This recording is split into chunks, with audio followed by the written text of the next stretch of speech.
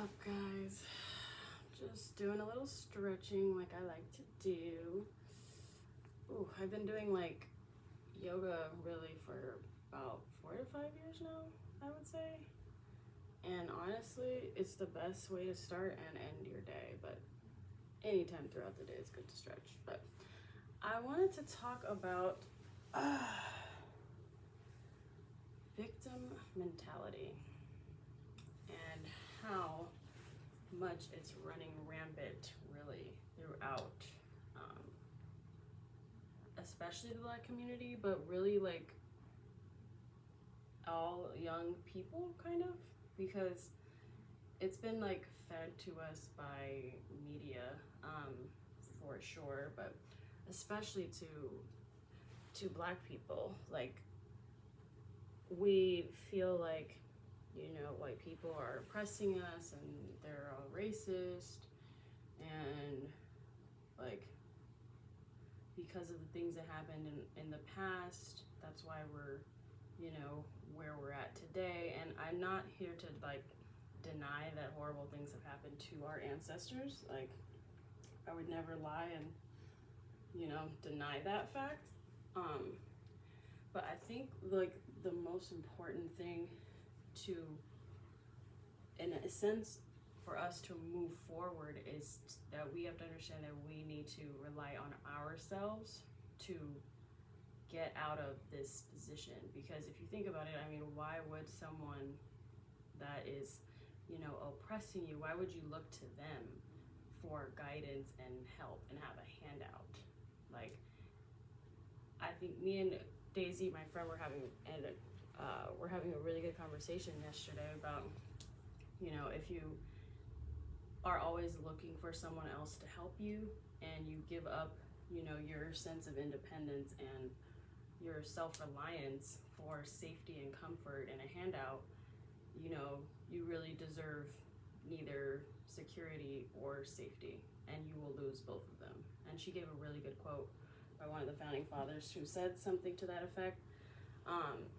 And it's so true. Like, today it's so quick to be like, oh, let me give you this 600 stimulus. Oh, let me get on welfare. Let me get government assistance. Let me do all these things that keep me in shackles, right? In chains still.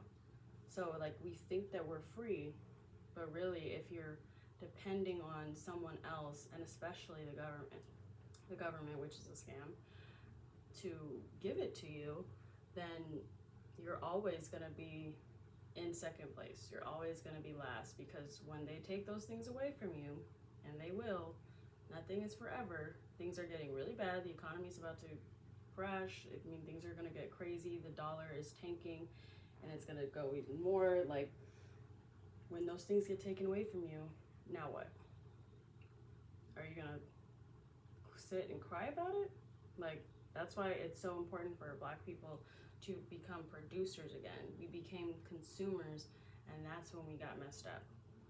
Like, we stopped making things and creating our own spaces, creating our own communities, and that's why I really like what Brother Ben X is doing, and different other people in the community that are just taking it onto themselves to get their own resources, to create their own means, instead of working for the government or working for the boogie white man, like you like to say. And I don't really agree with the whole everything has to be black versus white.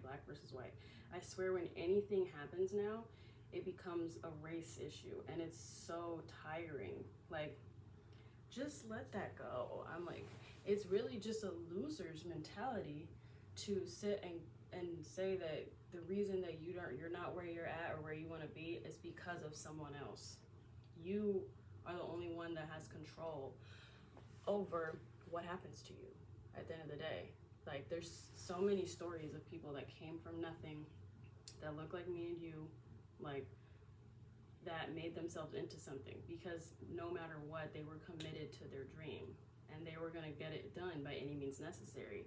Instead of, when something happens, they're like, now people are just like, oh, well, it's because of racism, it's because of sexism, it's because I'm oppressed, it's because of this, it's because of that. It's like, it's just excuses. It's just excuses. Like, excuses for us to not get out and make things happen for ourselves.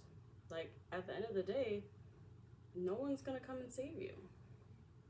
Like, praying or whatever, like, what you can pray. I'm not saying there's anything wrong with prayer, especially correct prayer, but like, just being like, oh, well, it's in God's hands, or, well, it's just because of racism.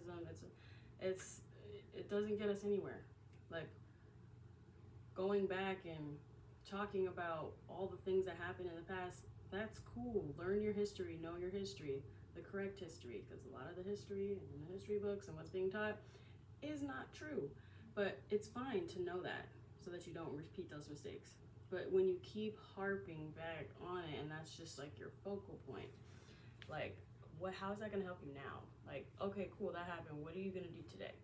Today's a new day. Doesn't matter what happened yesterday. It's already gone. Can't change it, can't do anything about it. I think it's really easy to fall into that victim mentality, especially with things like Black Lives Matter, which is a huge scam.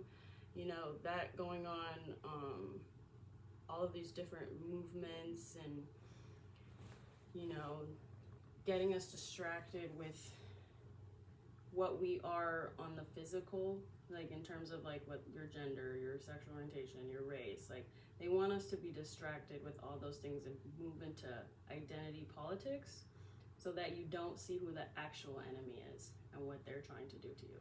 So I just had that word on my heart today, and I can't wait to actually get a little bit more into how I started thinking this way, because I didn't always used to think this way. I used to actually donate to Black Lives Matter and be involved in all those ridiculous movements and whatnot. And when I learned where all of that money was actually going, I was furious.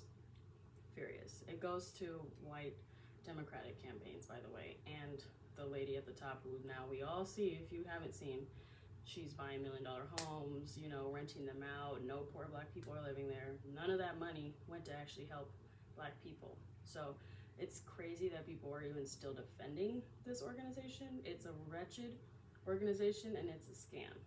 And so those exist to create chaos and distract us from what they're actually doing behind the scenes.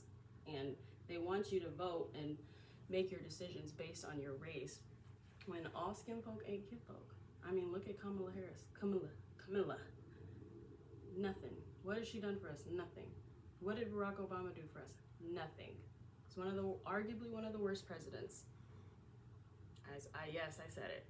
Yes, I said it. So I'm definitely gonna get more into how I transitioned from voting for Hillary Clinton to where I'm at now. So stay tuned. You'll see more of my journey, but I just wanted to, you know, get that off my chest today. And don't forget to stretch, y'all. Peace.